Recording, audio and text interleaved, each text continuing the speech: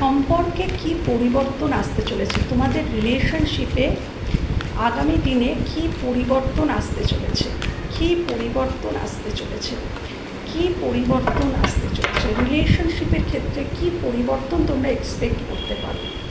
দেখো, যেখানে তোমার মানুষটি হয়তো খুব প্র্যাকটিক্যালি এই সমস্ত তোমাদের সম্পর্কটা নিয়ে খুব প্র্যাকটিক্যালি ভাবতো, সেখান থেকে হয়তো সে এবার ইমোশনালি ভাবতে শুরু করবে।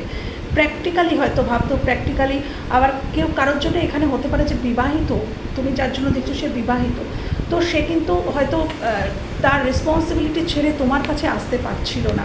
সেখান থেকে কিন্তু দেখা যাচ্ছে সেই মানুষটি কিন্তু আস্তে আস্তে ধীরে ধীরে তোমার প্রতিও যে তার রেসপন্সিবিলিটি আছে সেটা সে অনুভব করতে শুরু করবে এবং ডেফিনেটলি সে আসবে।